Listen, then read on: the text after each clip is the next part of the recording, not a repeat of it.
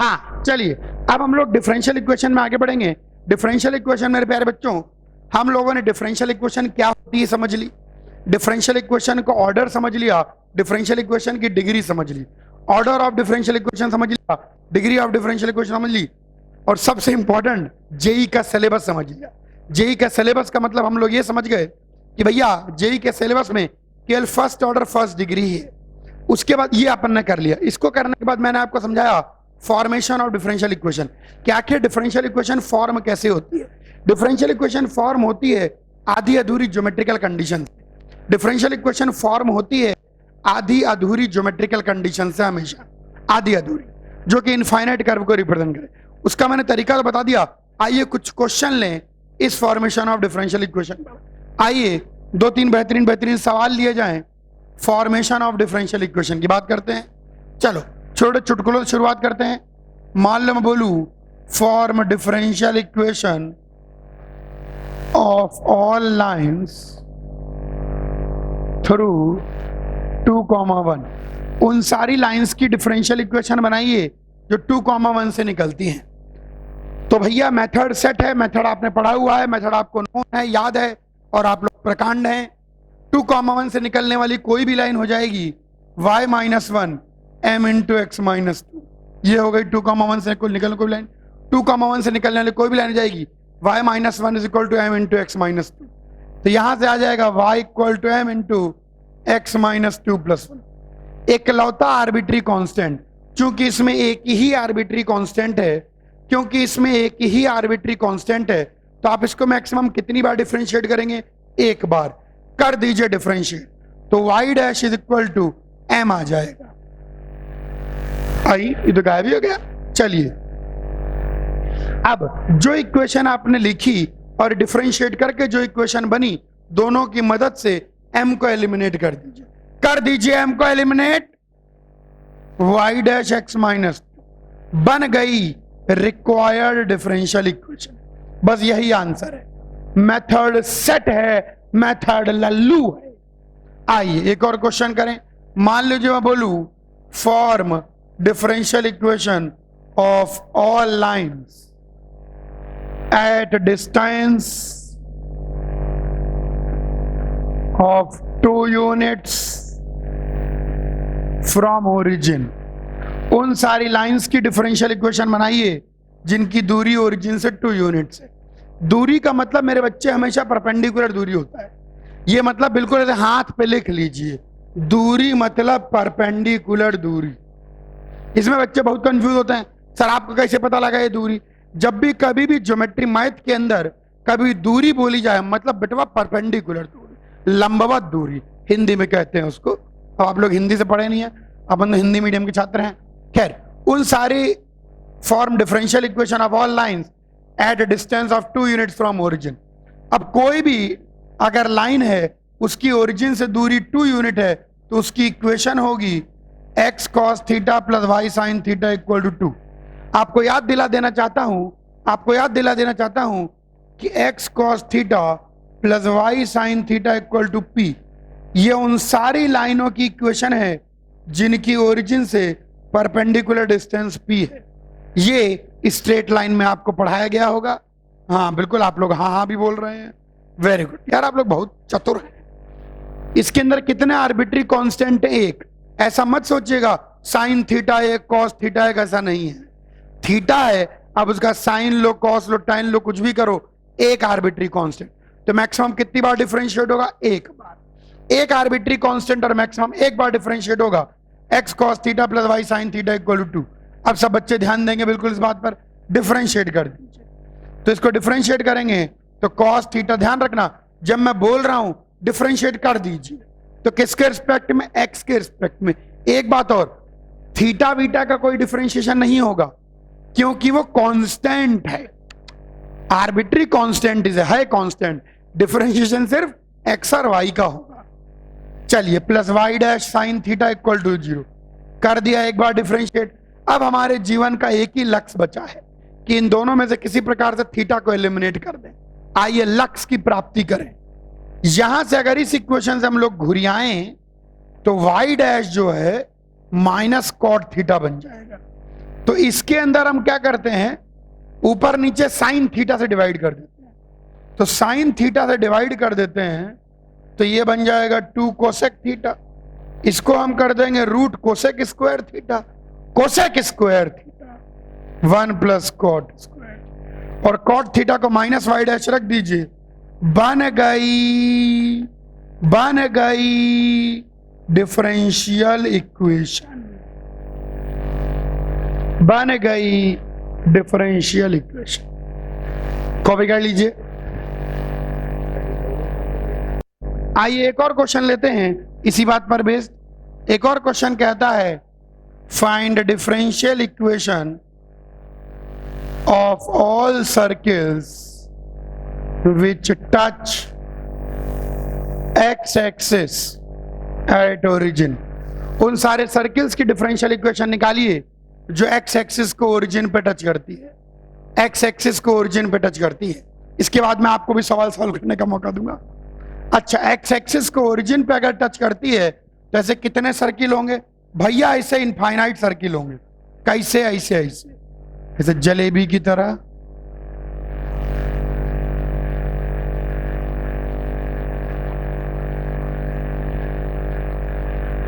ऐसे करोड़ों सर्किल होंगे जो एक्स एक्सिस को ओरिजिन पर टच करेंगे। लेकिन आप कंसीडर कीजिए इनमें से कोई एक सर्किल, लेकिन आप कंसीडर कीजिए इनमें से कोई एक सर्किल। ये लीजिए, ये अगर ये एक्स एक्सिस को ओरिजिन पे टच कर रहा है तो इसका सेंटर, अगर इसके रेडियस को आर कह देंगे तो सेंटर आपका 0, आर आ जाएगा। ये लीजिए, और रेडियस को तो आर कह ही दिया है। अब ये एक्स एक्सिस को ओरिजिन पे टच कर रहा है तो इक्वेशन बन जाएगी एक्स 0 वाई आर। बिल्कुल सही बेटे, x square y minus r का whole square is r square. खोल दीजिए, plus r square minus 2r y equal to are.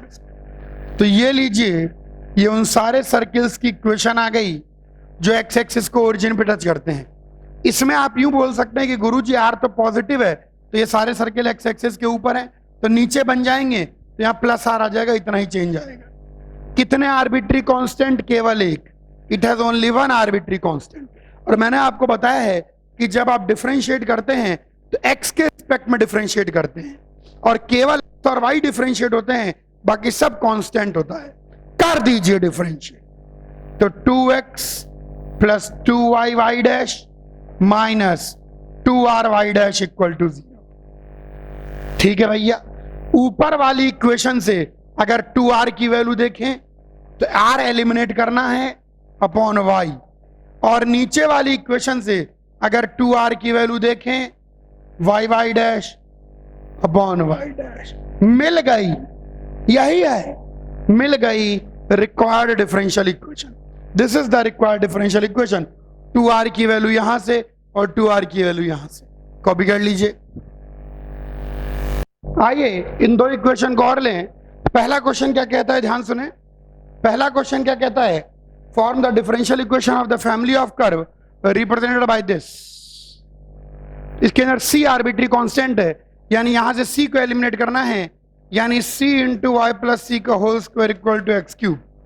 चूंकि एक ही आर्बिट्री कांस्टेंट है तो मैक्सिमम कितनी बार डिफरेंशिएट कर सकते हैं? एक बार। एक ही आर्बिट्री कांस्टेंट है तो मैक्सिमम कितनी बार डिफरेंशिएट कर सकते हैं? एक बार। तो आइए एक बार डिफरेंशिएट कर दें तो ये आ जाएगा c into 2 times y plus c into y dash 3x square. एक बार डिफरेंशिएट तो कर दिया, अब इन दोनों की मदद से c को एलिमिनेट करना है। किसको एलिमिनेट करना है? c को। ढैन ढैन, बड़ा ही बर्बाद सा है। खैर चलिए, दोनों इक्वेशन को डिवाइड कर दीजिए। मैं क्या बोल रहा हूं, डिवाइड कर दीजिए। इसको 1 कह देते हैं, इसको 2 कह देते हैं। n1 डिवाइडेड बाई 2 कंसिडर करिए तो c से c कट जाएगा, ऊपर एक बचेगा y प्लस सी अपॉन वाई डैश। बाकी सब कुछ कट चुका होगा। 2 वाई डैश। c से c कट गया, y प्लस सी से y प्लस सी कट गया, ऊपर सिर्फ y प्लस सी बचा, नीचे 2 वाई डैश बचा, और इधर x क्यूब x बाई 3। वाह, तो इससे फायदा क्या हुआ? इससे फायदा ये हुआ, मैं बताता हूं आपको, कि y प्लस सी की वैल्यू 2xy-3 आ गई, यानी c की वैल्यू ही पता लग गई, c की वैल्यू ही पता लग गई कि 2xy-3 माइनस y, यानी y प्लस c की वैल्यू पता लग गई। किसी में भी पुट कर दीजिए, जैसे मान लीजिए इसको 1 में रख देते हैं तो c की वैल्यू कितनी आ गई, गड़बड़ गड़बड़, c की वैल्यू कितनी आ गई 2xy-3 minus y whole into y plus c का whole square, that is 2xy-3 का whole square is equal to x cube. मिल गई रिक्वायर्ड डिफरेंशियल इक्वेशन। कॉपी करो तो सेकंड क्वेश्चन करके बताऊं। आइए अगला क्वेश्चन डिस्कस करें। अगला क्वेश्चन कहता है obtain the differential equation associated with the primitive by this. तीन आर्बिट्री कांस्टेंट हैं और तीन को एलिमिनेट करना है। क्या इसके अंदर किसी प्रकार की कोई चालाकी लग सकती है? तीन आर्बिट्री कांस्टेंट है और तीन को एलिमिनेट करना है। यार तीन आर्बिट्री कांस्टेंट हैं और तीन को एलिमिनेट करना तो बहुत भारी काम हो जाएगा यार, बहुत ज्यादा दिक्कत का काम हो जाएगा। तो तीन आर्बिट्री कांस्टेंट फिर कैसे करेंगे इसको? चलिए मैं बताता हूं कैसे करेंगे इसको, सुनिए ध्यान से, चालाकी से। हम एक ऐसी इक्वेशन बनाना चाहते हैं जिसमें x हो, y डैश हो, y हो, लेकिन c1 c2 c3 ना हो। हम एक ऐसी इक्वेशन बनाना चाहते हैं जिसमें x भी चलेगा, y भी चलेगा, y डैश भी चलेगा, y डबल डैश भी चलेगा, y ट्रिपल डैश भी चलेगा, लेकिन c1 c2 c3 नहीं होना चाहिए। तो ठीक है, इसको e की पावर x से डिवाइड कर दो, इसको e की पावर x से डिवाइड कर दोगे तो ऐसा बन जाएगा। अब डिफरेंशिएट कर दीजिए तो इसका डेरिवेटिव e की power minus x y, e की power minus x y dash 2c1 e की पावर 2x, ये लिखिए c3। फिर इसको डिवाइड कर दीजिए e की पावर x से, डिफरेंशिएट किया है। यहां पर जब भी डिफरेंशिएट करते हैं तो बोलने की जरूरत नहीं है, हम हमेशा डिफरेंशिएट करते हैं विद रिस्पेक्ट टू x। जब भी डिफरेंशिएट करते हैं बोलने की जरूरत नहीं है, हम हमेशा डिफरेंशिएट करते हैं विद रिस्पेक्ट टू x।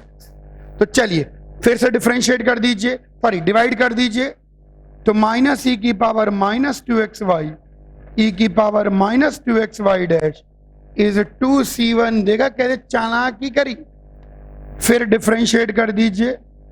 अब की बार जब आप डिफरेंशिएट करेंगे तो ये बन जाएगा 2 टाइम्स e की power minus 2xy minus e की पावर माइनस 2xy डैश, इधर भी माइनस 2 e की power minus 2xy dash plus e की power minus 2xy double dash is equal to 2c1 e की पावर x। बस अब मैं आगे कर नहीं रहा हूं, बता दे रहा हूं।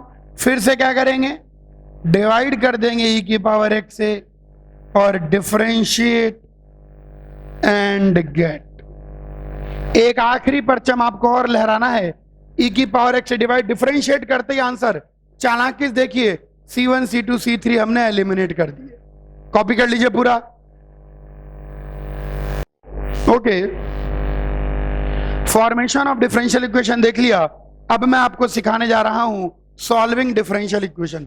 सब बच्चे ध्यान देंगे, solving differential equation. Formation of differential equation जान गए, डिफरेंशियल इक्वेशन क्या है ये जान गए, डिफरेंशियल इक्वेशन कैसे बनती है ये भी जान गए। डिफरेंशियल इक्वेशन क्या है ये जान गए और डिफरेंशियल इक्वेशन कैसे बनती है ये भी जान गए।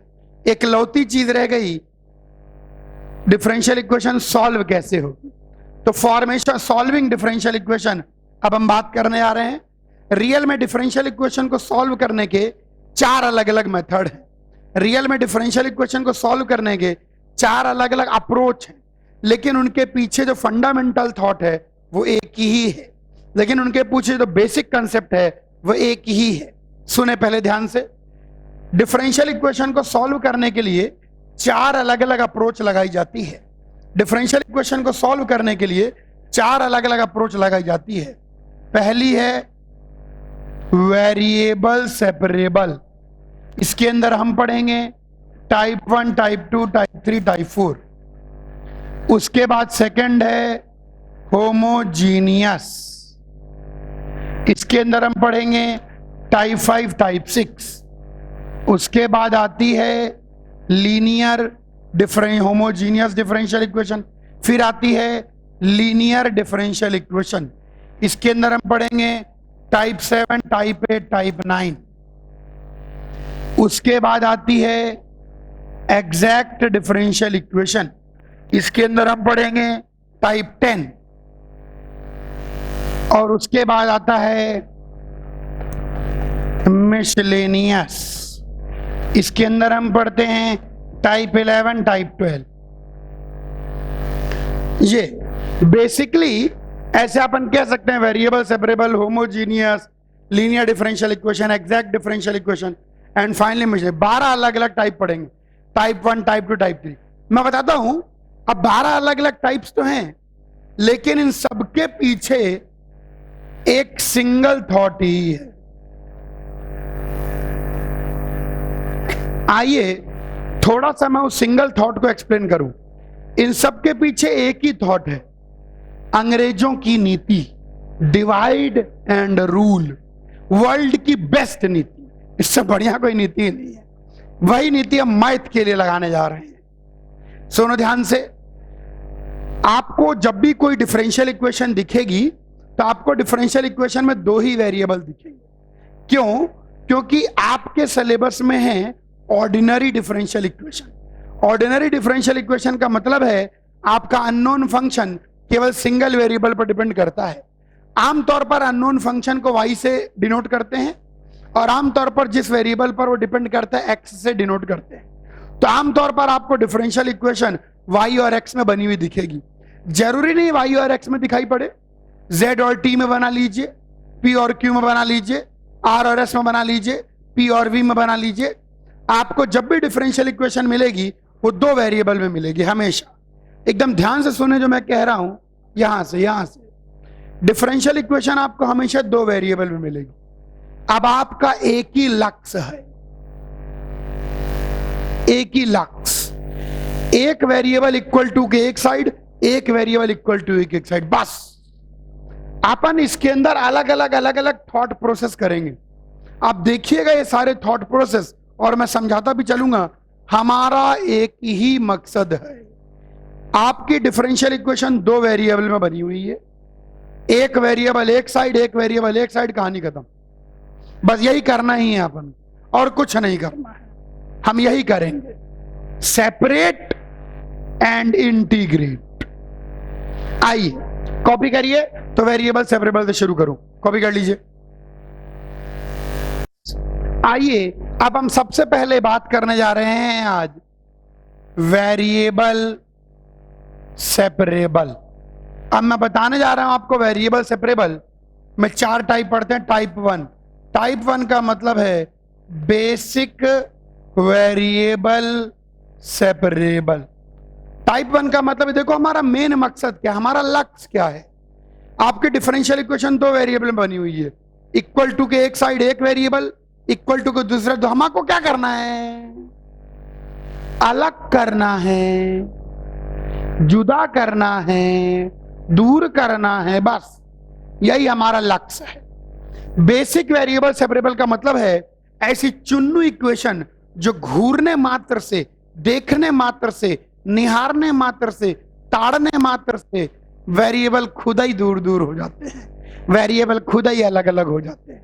आइए एग्जाम्पल के जरिए मैं आपको बताऊं ऐसे छोटे छोटे क्वेश्चन जिनमें वेरिएबल खुद अलग अलग हो जाते हैं। ये हैं कुछ एग्जाम्पल्स बेसिक वेरिएबल सेपरेबल के। ये हैं कुछ एग्जाम्पल, बिल्कुल साफ साफ दिखाई पड़ रहे हैं, बहुत बढ़िया।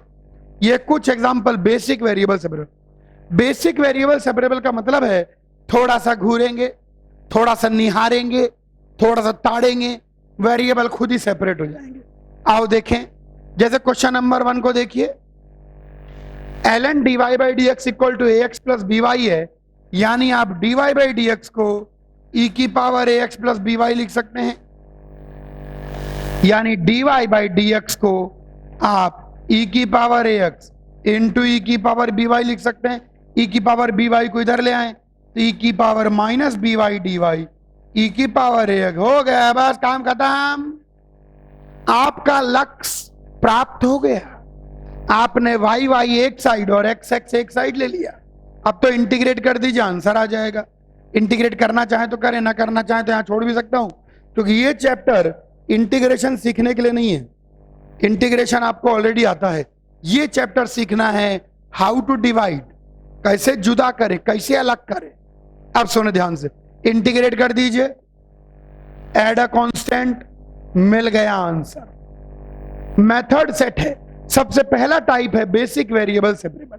बेसिक वेरिएबल सेपरेबल का मतलब है जरा सा घूरने मात्र से, जरा सा देखने मात्र से, निहारने मात्र से वेरिएबल सेपरेट हो जाते हैं। आइए और देखें, क्वेश्चन नंबर 2 को देखिए। 2 के अंदर अगर उसको पल्ली तरफ ले जाऊं, x into y square plus 1 d x is equal to minus y x square plus 1 d y. X को एक साइड ले लीजिए तो x d x upon x square plus 1, y को एक साइड ले लीजिए minus y upon y square plus 1, ये हो गए variable separate. Clearly x x d x, y y d y, integrate, add a constant, answer. इसीलिए इसका नाम है basic variable separable, Chunnu variable separable. आइए तीसरे को देखें। तीसरे में y डैश का मतलब dy बाई डी एक्स है। तीसरे में dy by d x into sine x is equal to y l n y है। अब आप बच्चे बोलेंगे गुरुजी f पाई बाई 2 ई क्यों दे रखा है? मैं बताता हूं मेरे बच्चे, यहां एक तो कॉमा नहीं लगाया ऑपरेटर ने। ये अपन को दे रखा है for finding c, constant of integration निकालने के लिए दे रखा है, कांस्टेंट ऑफ इंटीग्रेशन। आओ देखें, अरे वेरिएबल खुद ही सेपरेट हो गए। वेरिएबल खुद कह रहे हैं मुझे छोड़ दो, मुझे बख्श दो, माफ कर दो। ये लीजिए, इसका इंटीग्रेशन, इसका integration, integrate, add a constant, answer. चौथा क्वेश्चन देखिए। क्वेश्चन e की पावर y से मल्टीप्लाई कर दो, e की पावर y से मल्टीप्लाई कर दो और dx को उधर ले जाओ तो e की power y dy is equal to dx को पल्ली तरफ ले गए तो e की power x plus x square dx। मैंने कहा ही था कि ये बेसिक वेरिएबल सेपरेबल हैं, एलिमेंट्री वेरिएबल सेपरेबल हैं। बस integrate, add a constant, answer. Basic variable separable में ऐसे क्वेश्चन आते हैं जो घूरने मात्र से हो जाते हैं, ऐसे फिजिक्स के अंदर आते हैं ऐसे क्वेश्चन। फिजिक्स के टीचर उनको कर करके खुश होते रहते हैं। कॉपी कर लीजिए। ओके, डिफरेंशियल इक्वेशन के हम लोग, डिफरेंशियल इक्वेशन के अंदर हम लोग टाइप 1 तक कर चुके थे। आइए टाइप 1 के 1-2 क्वेश्चन और ले लें, थोड़ा सा ठीक महसूस होगा। टाइप 1 के 1-2 क्वेश्चन और हम लोग ले लेंगे, उससे थोड़ा सही लगेगा। ये तो सारे क्वेश्चन अपन ले ही चुके थे। आइए 4th पर आ जाते हैं फिर। यस, ये रहे टाइप 1 पर बेस्ड कुछ और सवाल। सवालों में कोई विशेष बात नहीं है, बस ध्यान देना है। टाइप 1 के सवाल बिल्कुल एलिमेंट्री होते हैं, टाइप 1 के सवाल बिल्कुल बेसिक होते हैं। करना आपको कुछ भी नहीं है। क्या करना है? घूरना है। जीवन में घूरना भी बहुत जरूरी होता है। तो इसके अंदर से घूरेंगे और वेरिएबल को सेपरेट कर देंगे। चलिए आइए एक एक करके क्वेश्चन लगाएं। क्वेश्चन नंबर 9 की अगर बात करें तो क्वेश्चन नंबर 9 में वेरिएबल ऑलरेडी सेपरेटेड है। देखिए यहां पर dx क्लियरली दिख रहा है, यहां पर y क्लियरली दिख रहा है। तो क्वेश्चन नंबर 9 के लिए मैं वहीं पर सॉल्व कर देता हूं। इंटीग्रेट करेंगे, कांस्टेंट ऐड करेंगे और आंसर आ जाएगा। चलिए क्वेश्चन नंबर 10 की बात करें। हाँ, 10 में जरूर थोड़ी सी मेहनत करनी पड़ सकती है। क्वेश्चन नंबर 10 को देखें। देखो हमारे जीवन का एक ही लक्ष्य बचा है। अंग्रेजों से हमने क्या सीखा? Divide and rule. बस वही करना है अपन को। 2 वेरिएबल एक्स और वाई, उनको साथ नहीं रहने देना है, अलग कर देना है। चलिए अच्छा, क्वेश्चन नंबर 10 की बात करते हैं। तो ऑलरेडी मेरे ख्याल से बहुत ज्यादा इजी है। 1 minus x square 1 minus y d x is equal to x y into 1 plus y d y. तो इसके अंदर एक 1 माइनस वाई यहाँ है, एक एक्स है, एक्स को इधर ले आए तो 1 minus x square whole upon x d x is equal to y into 1 plus y upon 1 minus y d y. हो गए वेरिएबल सेपरेट। बस वेरिएबल सेपरेट होने के बाद इंटीग्रेट, देखो ये चैप्टर इंटीग्रेशन सीखने का नहीं है, इंटीग्रेशन आप लोगों को ऑलरेडी आता है, आप लोग एक्सपर्ट हैं, कैसी कैसी चीजें इंटीग्रेट कर देते हैं। तो दोनों ओर इंटीग्रेट, ऐड अ कांस्टेंट। आइए क्वेश्चन नंबर 11 की बात करें। 11वें क्वेश्चन में मैं तो कहता हूं इसको उधर ले जाओ, तो d y by d x मेरे बच्चे आ जाएगा minus times root x square minus 1 root y square minus 1 upon x y. अब अपन क्या करेंगे, देखिए ध्यान से क्या करना है, डी वाई के साथ वाई का फंक्शन, तो root of y square minus 1 नीचे आ जाएगा, गलत लिख दिया गया है।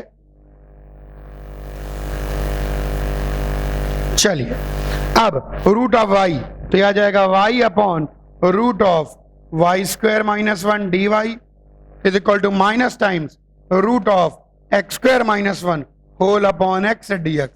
बस हो गए वेरिएबल सेपरेट। आइए रंगों का इस्तेमाल करें, इंटीग्रेट एंड गेट, बस हो गया काम खत्म। चलिए 12वें क्वेश्चन को देख कर लगता है कुछ खतरनाक हो रहा है, लेकिन डरिए मत, डरिए मत। y minus x d y by d x is equal to a y square plus a d y by d x. आइए तो y minus a y square is equal to x into d y by d x plus a d y by d x.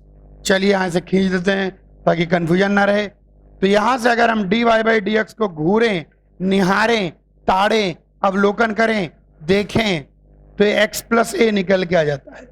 तो लीजिए बात बन गई, d y upon y का function y minus a y square is equal to d x upon x का function x plus a, integrate and add a constant. ये लीजिए कुछ और इलस्ट्रेशंस कॉपी कर लीजिए। ओके, टाइप 1 के बहुत सारे क्वेश्चन हमने कर लिए, और टाइप 1 पर और क्वेश्चन करना वेस्ट ऑफ टाइम लगता है। टाइप 1 के क्वेश्चन बिल्कुल सिंपल है, टाइप 1 का मेथड बिल्कुल सेट है, घूरो वेरिएबल सेपरेट करो। अब हम बात करने जा रहे हैं टाइप 2 की। टाइप 2 का अपन नाम रख सकते हैं लीनियर फंक्शन सब्स्टिट्यूशन। टाइप 2 का नाम है लीनियर फंक्शन सब्स्टिट्यूशन। क्या मतलब है लीनियर फंक्शन सब्स्टिट्यूशन का, आइए मैं आपको समझाता हूं। अगर एक्स और वाई का कोई लीनियर फंक्शन ऐसा उलझ जाए कि आप उसको सेपरेट कर ही ना पाए, एक्स और वाई का कोई लीनियर फंक्शन, भाई हमारा नीति क्या है, वही ब्रिटिशर्स वाली डिवाइड एंड रूल। तब एक्स और वाई का अगर कोई लीनियर फंक्शन ऐसा फंस जाए कि आप उसको सेपरेट ना कर पाए, एक्स और वाई का कोई लीनियर फंक्शन अगर ऐसा फंस जाए कि आप उसको सेपरेट ना कर पाए, तो उसको सब्स्टिट्यूट कर दें। मैं कुछ बात कहूंगा, ध्यान सुनना। जैसे क्वेश्चन नंबर 1 को देखिए। क्वेश्चन नंबर 1 कहता है एक्स प्लस वाई का whole square into d y by d x equal to a square. यहां पर आप कितना भी माथा पटक लो, मुझे उम्मीद है क्वेश्चन दिख रहे होंगे साफ साफ, बिल्कुल क्वेश्चन विजिबल है। यहां पर आप कितना भी माथा पटक लो, सर से कितना भी खून बह जाए, एक्स प्लस वाई के होल स्क्वायर में से एक्स और वाई को सेपरेट नहीं कर पाओगे।